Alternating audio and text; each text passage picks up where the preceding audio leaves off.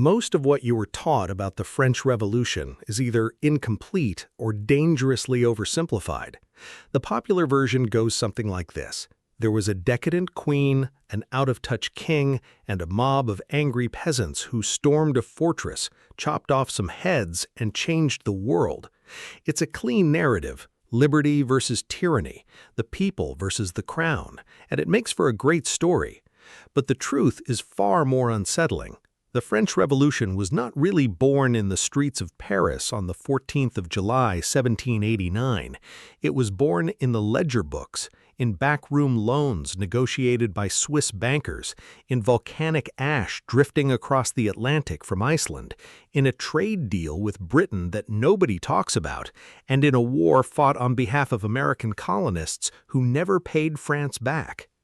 The real origin of the French Revolution is a story about debt, weather, deception, and the arrogance of a ruling class that believed it could borrow its way out of anything. To understand why France fell apart, you have to look beneath the magnificent surface of an extraordinarily powerful 18th-century nation and see a fiscal system that was rotten to its core. The French tax system was medieval, built on a patchwork of regional arrangements and clerical immunities. The nobility and the clergy, who owned the most land and held the most wealth, paid almost nothing in taxes.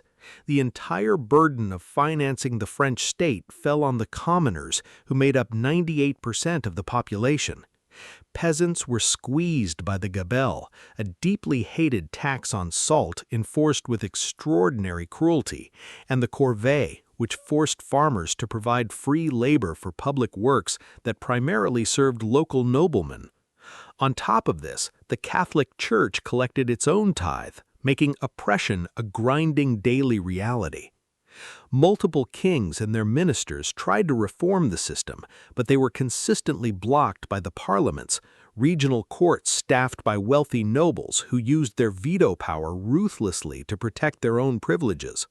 This created a perfect deadlock.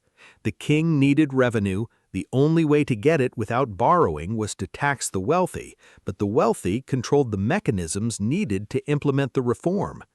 By the time Louis XVI took the throne in 1774, France was already deeply in debt from previous conflicts, like the 7 Years' War. Then came France's decision to intervene in the American Revolution. This is one of the great ironies of history. The war that helped birth American liberty also helped destroy French monarchy. France entered the war out of pure geopolitical revenge against Britain, pouring French troops, ships, and gold across the Atlantic. While it was a stunning strategic victory, the cost was staggering.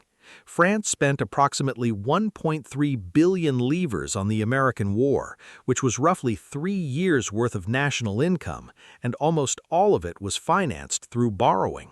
Earlier financial reformers, like Anne Robert Jacques Turgot, had tried to cut spending and liberalize trade, but deregulation caused bread prices to spike, triggering the Flour War riots of 1775. Turgot was dismissed, proving that anyone who tried to fix the system would be destroyed by it. Enter Jacques Necker, a Swiss banker who took a different approach: borrow everything, tax nothing. To keep his popularity, Necker avoided raising taxes on the privileged classes and raised interest rates to attract lenders. In 1781, he published the Compte Rendu au Roi, the first public accounting of the nation's finances. It was a sensation, but the entire document was a lie. By cooking the books, Necker presented a fictional surplus of 10 million livres when France was actually running a massive deficit. This deception gave the king false confidence to keep spending, while inadvertently creating a politically engaged public that believed it had a right to financial transparency. When subsequent ministers revealed the grim reality, the public assumed they were lying, and the credibility of the entire monarchical system took a terminal blow. What made the 1780s catastrophic was that this financial crisis collided with an environmental disaster. In June 1783, the Laki volcanic fissure erupted in Iceland, spewing 120 million tons of sulfur dioxide into the atmosphere. The skies over Europe darkened, and a thick haze settled over the continent. The eruption destabilized European weather patterns for years, causing unpredictable extremes of droughts, floods, and punishing winters. In an overwhelmingly agricultural society, where an average worker spent half their daily wages on bread, failed harvests meant immediate starvation.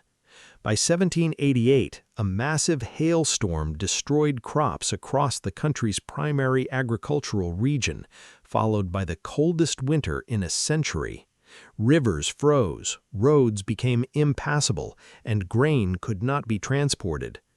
Simultaneously, a poorly conceived trade deal with Britain, the Eden Treaty of 1786, lowered tariffs and allowed cheap British-manufactured textiles to flood the French market. This devastated French industry, causing widespread factory closures and massive urban unemployment just as food prices skyrocketed. By 1788, the government was caught in a debt spiral, borrowing money just to pay the interest on money it had already borrowed. The new Controller General, Charles Alexander de Calonne, realized that the only solution was a universal land tax that eliminated noble exemptions. Knowing the parliaments would block it, he convinced the king to convene an assembly of notables in 1787. It was a catastrophic miscalculation. The noblemen refused to give up their exemptions, blamed Calonne for the crisis, and insisted that only the Estates General, a representative assembly that hadn't met since 1614, had the authority to approve such reforms. When the Estates General finally opened in May 1789, the deadlock turned into a catalyst for revolution. The commoners of the Third Estate broke away, declared themselves a national assembly, and took the famous tennis court oath. When the king dismissed the popular Necker in July, the news hit Paris like a bomb. A starving, furious population stormed the Bastille on the 14th of July. The fortress held only 7 prisoners, but it was the physical manifestation of absolute royal authority and secrecy. The French Revolution was not primarily a philosophical event caused by Voltaire or Rousseau. The Enlightenment provided the intellectual framework, but the grievances themselves were brutally material. People revolted because they were hungry, broke, and watching an elite class refuse to sacrifice a fraction of their privilege to save the nation. The revolution was born in the collision of financial incompetence, environmental disaster, institutional paralysis, and elite selfishness. When a population believes the system is not merely broken, but actively rigged against them, the social contract dies, and everything that follows is just the formality of its burial.